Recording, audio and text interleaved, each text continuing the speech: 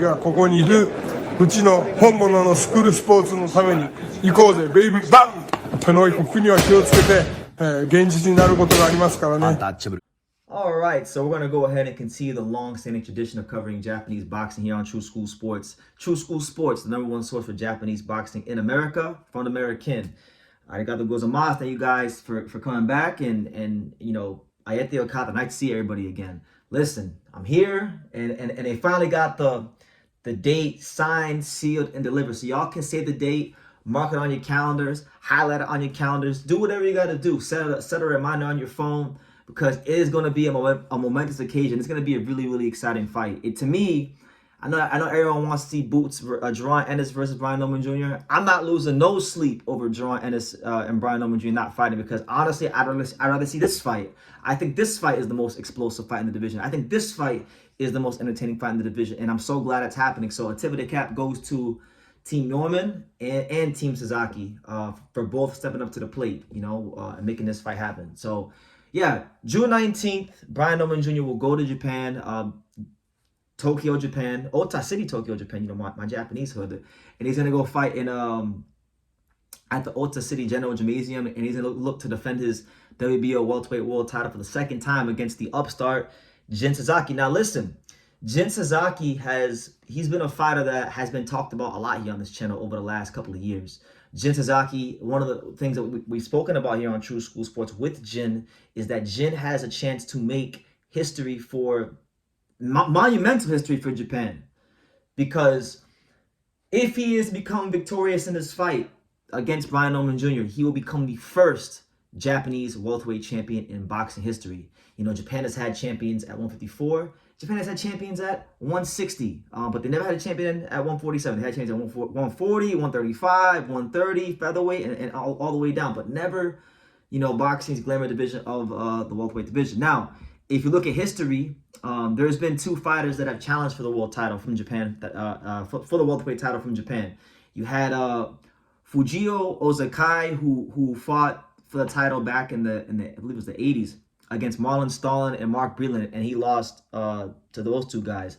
And then you had Shoji Tsunimoto, right, who fought Pipino Cuevas and lost to him, got stopped by him. So there have been Japanese fighters that have climbed those ropes and have looked to achieve that welterweight dream, but you know, they fell short. So Jin Sasaki has a chance to, I think, not just make history, but potentially, like, really and truthfully begin a really, really historic career for himself. So I think this is a fight when I really look at this fight from the Jin Sasaki side of things, I look at it as a fight where he has to rise to the occasion, because he's got some things going for him in this fight, but I also think he's got some things going very much against him in this fight. Because now we'll start with what do I think Jin has going for him, and I'm gonna do a longer breakdown video on this soon, because I want to really I want to give you guys a long breakdown. But this is like the appetizer to the breakdown, if you will. Jin, what he has going for him that I don't think like he's I think Jin Suzaki has the same relentlessness, maybe even more than Giovanni Santillán. That's number one. But I think, unlike Giovanni Santillán, I think Jin is a more athletic fighter than Giovanni Santillán. I think Jin Sasaki is a more explosive puncher than Giovanni Santillán. Santillán's more of an accumulation kind of a guy. As for with Jin, he could hurt you at one shot, you know. And he has speed, and he can put his punches together really well. So I think that's one thing he has going for him. What Jin does not have going for him is the fact that, you know, if we could look at his career, you look at the fights against Keito Obara, you look at even you know, some of his fights at a lower level in Japan, he has been dropped. He has been hurt. And with Brian Norman Jr., I think Brian Norman Jr.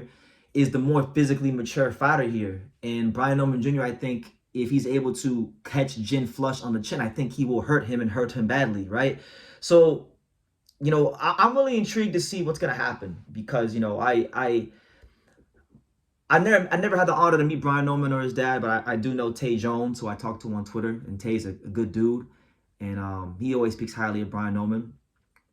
And then I know people from Jin's team. I know his people as well, and they've said that, you know, look, Jin fights a certain way when he's in Japan, but when he gets to the world level, that's when you're gonna see the best Jin Sasaki. So look, now it's time to put that to the test, and let's see if Jin Sasaki really can show us something different. Because you know, the flaws are there, the leaky defense is there, but again, he's bringing attribute. Like everyone here in America keeps saying, yeah, Jin has no defense. Brian Norman will walk through him, and that could happen. But what if Brian Norman hits Jin Sasaki and Jin Sasaki doesn't go anywhere? What happens then? Because I'll tell you guys like this.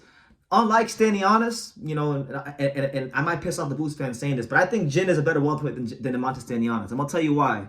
Because Stanionis got got a little discouraged and let Boots style on him, and then you know, he looked for a way out. You know, his trainer Marvin Zamudio called the fight off, but even before that, he had the body language of a dejected fighter who didn't really want to be there much longer. Right? And I can't blame him, right? I can't blame him. Jin Sasaki's not like that. You know, I think if he loses this fight, he's gonna have to get carried out the ring. You know, he's not gonna quit. He's gonna bring a certain amount of relentlessness that I don't think Brian Norman has had to deal with. And to be perfectly honest with you, he's gonna bring a certain amount of relentlessness that I don't think many welterweights will ever have to deal with, because he's one of these fighters. You know, he's one of those fighters. He's just one of them guys, one of them real stubborn guys who's explosive, who can punch, who's not afraid to go in there and really mix it up with you. So that's why I think this fight is so good. That's why I've talked this fight up so much. Not because, like, look, I like Brian Norman Jr., right, a lot as a fighter. I've grown to like Brian Norman Jr. a lot as a fighter. I like Jin Sasaki a lot as a fighter. I'm a big fan of both guys, to be honest with you. I honestly do not care who wins the fight. Like, I just want to see a great fight. And I think when I think of the matchups in this division that could potentially go on to be a great fight, an entertaining fight, a memorable occasion, this is one of them fights. So yeah, June 19th, it's happening. I'm gonna be talking about it a lot. You know, I would like to get Jin on the channel again and Brian Norman on the channel again. I know both guys are gonna be training their ass off. Brian Norman Jr. needs to win this fight, because he wins this fight, he's gonna have, you know, more Japanese fans. His stock will be at an all-time high, and he can go fight Jaron Ennis for more money, and that it'll be a bigger fight.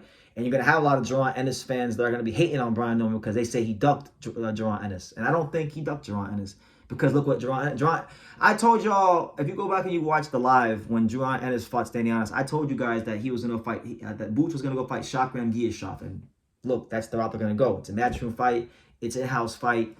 And so Eddie Hearn didn't want to pay a certain amount of money. Okay. They had this Team Norman had this in their back pocket. They're fighting Jin. I sure as hell ain't complaining, because I come here so many times on YouTube and I complain about fights I don't get, but here I am getting a fight I do want. So there will be a breakdown on this fight. I'm gonna reach out to both teams, both fighters for interviews, because this is a fight that I actually care about, and it's a fight that I think is great for boxing. So yeah, let me know what you guys let me know what you think. Brian Norman Jr. is gonna dust off his passport.